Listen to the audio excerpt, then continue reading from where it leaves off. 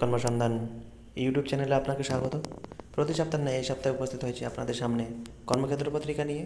আপনি যদি চ্যানেল নতুন হয়ে থাকেন অবশ্যই চ্যানেলটিকে সাবস্ক্রাইব করে দেবেন এবং পাশে থাকা বেল আইকনটি প্রেস করে দেবেন। প্রথমে দেখা যাচ্ছে যে এখানে পশ্চিমবঙ্গে 9,850টি পদে ভ্যাকান্সি বেরিয়েছে। এখানে দেখে নিন 9,850 technical assistant, data manager, computer operator, field assistant, multitasking official পদে কিন্তু ভ্যাকান্সি বেরিয়েছে। বলছে এখানে কি কি লাগবে। ন্যাশনাল ব্যাকওয়ার্ড ক্লাসের ফিনান্স অ্যান্ড ডেভেলপমেন্ট মিশনে বেরিয়েছে। এখানে 22 থেকে 43 বছরের মধ্যে হতে হবে বয়স, বেতন হবে 27,500 টাকা। এটা হচ্ছে অ্যাকাউন্ট অফিসারের ক্ষেত্রে 156টি পদ, এখানটায় শিক্ষাগত যোগ্যতা দেওয়া আছে। তারপর ডিস্ট্রিক্ট প্রজেক্ট অফিসার পদে 114টি শিক্ষাগত যোগ্যতা এখানে দেওয়া আছে। বয়স হতে হবে 23 থেকে 43 বছরের মধ্যে, বেতন হবে 34,760 টাকা। এগুলো দেখে নিতে পারেন, এখান থেকে সমস্ত ডিটেলস দেওয়া আছে। প্রত্যেকটি পোস্ট অনুযায়ী কিন্তু ভ্যাকান্সি ডিটেলস, বয়স, শিক্ষাগত যোগ্যতা দেওয়া আছে, এখান থেকে আপনারা একটু পজ করে দেখে নেবেন। এরপর 3-এর পাতায় আছে, আমরা যখন 3-এর পাতায় যাব তখন সেটা দেখে নেব, কেমন। তারপর দেখা যাচ্ছে যে 5 বাহিনীতে 357 অ্যাসিস্ট্যান্ট কমান্ডার পদে ভ্যাকান্সি বেরিয়েছে। এখান থেকে দেখে নিতে পারেন সমস্ত ডিটেলসটা। লিখিত পরীক্ষায় হবে আগস্ট মাসে, কলকাতায় পরীক্ষা কেন্দ্র আছে। 9-এর পাতায় আরও ডিটেলস আমরা কিন্তু দেখে নেব। ভারতীয় নৌবাহিনীতে 322 বোট ক্রু স্টাফ, 322 জন শূন্যপদের বিবরণ। স্যারেং 57টি আছে, এখান থেকে দেখে নিতে পারেন। ভ্যাকান্সির ডিটেলস দিয়ে দিয়েছে, শিক্ষাগত যোগ্যতাও দেওয়া আছে, অভিজ্ঞতা সম্বন্ধেও দেওয়া আছে। এখানে পোস্ট অনুযায়ী দেখে নিতে পারেন কিন্তু সমস্ত। এরপর 9-এর পাতায় আমরা ডিটেলস আরও দেখে নেব।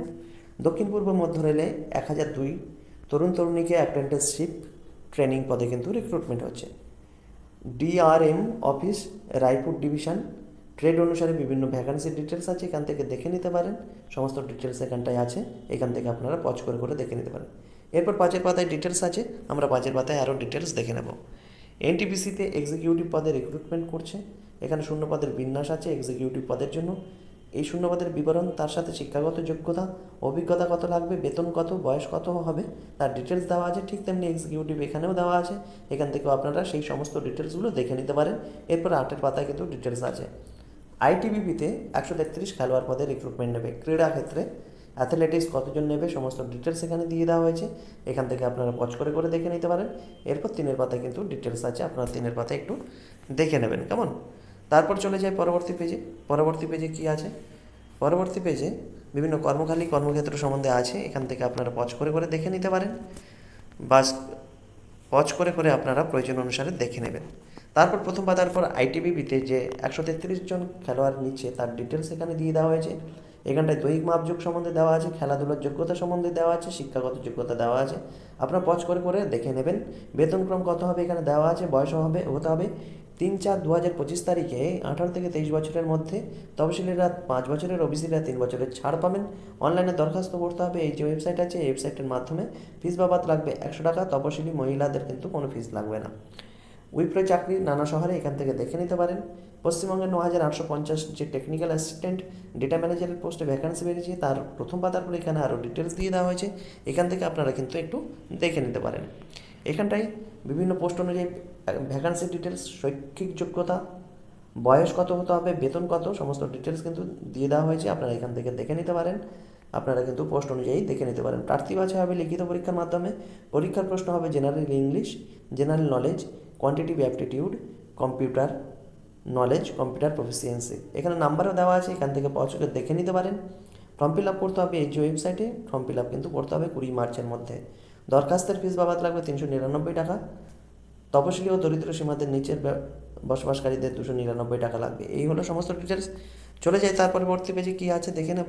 তার পরবর্তী পেজে আপনারা এখান থেকে প্রয়োজন অনুসারে পজ করে করে দেখে নেবেন সমস্ত ডিটেলস। তারপর বলছে দক্ষিণ পূর্ব মধ্য রেলে যে 1002টি ভ্যাকান্সি বেরিয়েছে, প্রথম পাতার পরে এখানে আরও ডিটেলস দিয়েছে, ভ্যাকান্সি অনুযায়ী দেখে নিতে পারেন।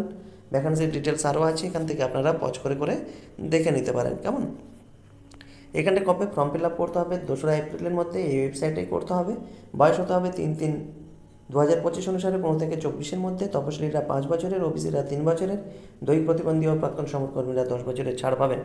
প্রার্থী বাছাই করা হবে মাধ্যমিক এবং আইটিআই পরীক্ষার পাওয়া নাম্বারের ভিত্তিতে। শিক্ষাগত যোগ্যতা দেওয়া আছে, এখান থেকে দেখে নিন।